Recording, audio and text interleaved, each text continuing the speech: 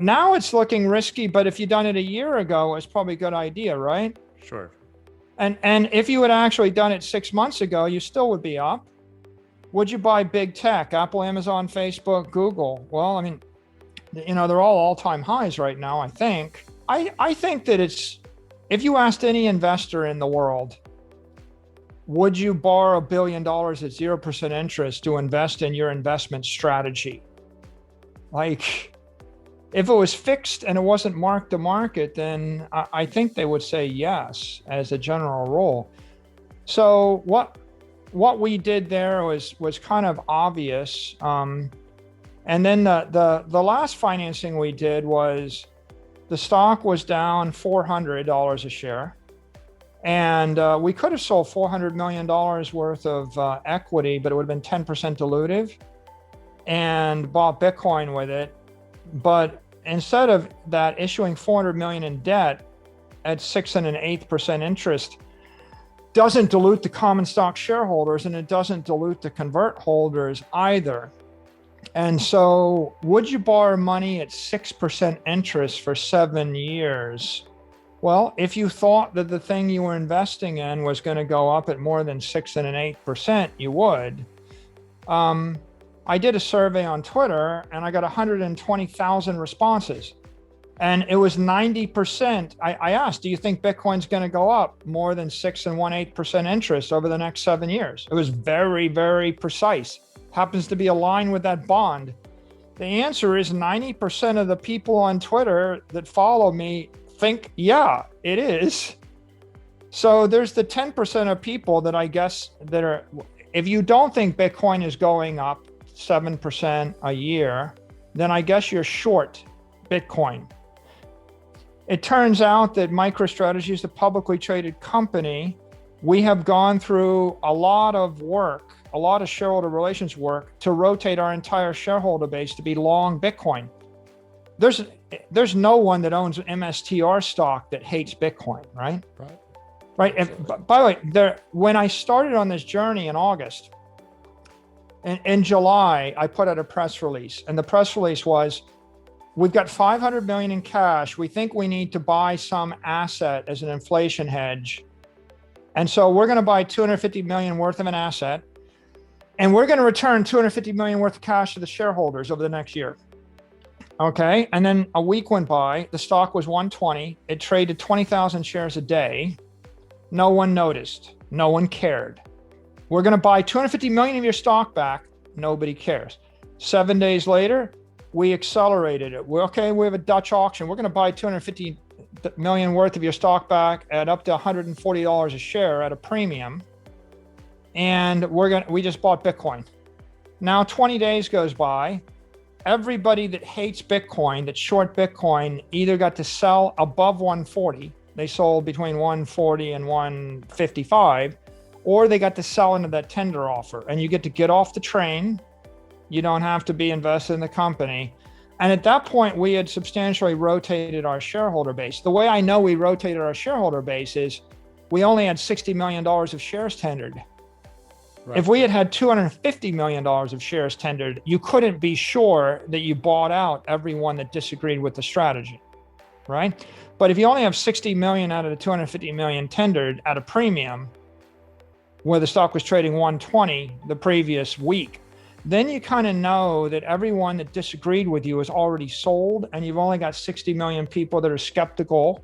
They tender, and at that point we've gone net long Bitcoin. So my answer to everybody is, my shareholder base is long Bitcoin.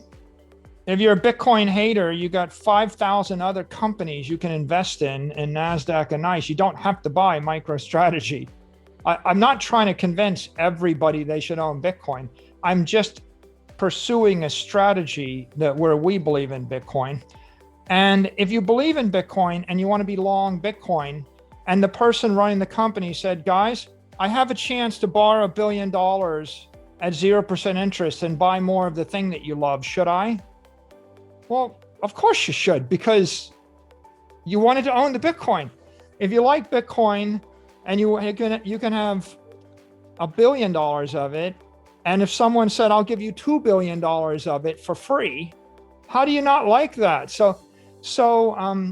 I'm pursuing, and the company is pursuing, a long leveraged Bitcoin strategy. And now the question is, am I putting the company at risk? Well, Scott, I could go and pledge $1 billion of Bitcoin, and I could take out a margin loan to value 50%, mark to market, and I could buy Bitcoin. Heck, I could buy Bitcoin on 10-to-1 leverage, maybe if I wanted to twist it.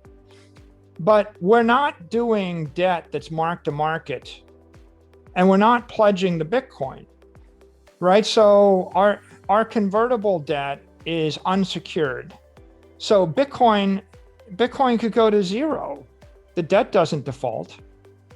If Bitcoin price goes from 35,000 to 10,000 to 5,000, the debt's not in default.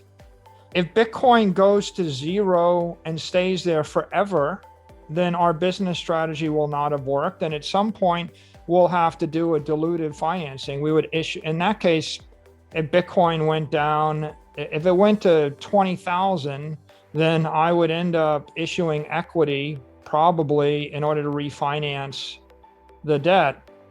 But if Bitcoin jerks down 80% overnight, the difference between permanent debt and margin loan is if Bitcoin jerks down 80% for 1 week, you get force liquidated and you get wiped out as a trader. And that's why that's a bad idea. And is that likely? Yeah, that could happen in the next 5 years, right? You could have some cataclysmic Black Thursday event, right? A meteorite or whatever. But that's not the same as calculating the statistical likelihood that Bitcoin jerks down 80% and stays there forever, right? And so they're different. And if you look at the senior debt we just did, we basically financed the cash flows of a software company. So I could either wait for a decade or I could wait for 7 years to buy $500 million worth of Bitcoin, or I can finance it up front and buy 500 million now and pay 6 1/8% interest to do that. We pledge the intellectual property of the company, and we pledge the cash flows of a software company. And we probably could have done the deal just based on those two. And I'm taking a company with cash flows growing 0 to 10% a year, and I'm putting it into an instrument which is up 120% a year for 10 years running. That's up 280% or 290% this year, whatever it is. Okay, so is it risky?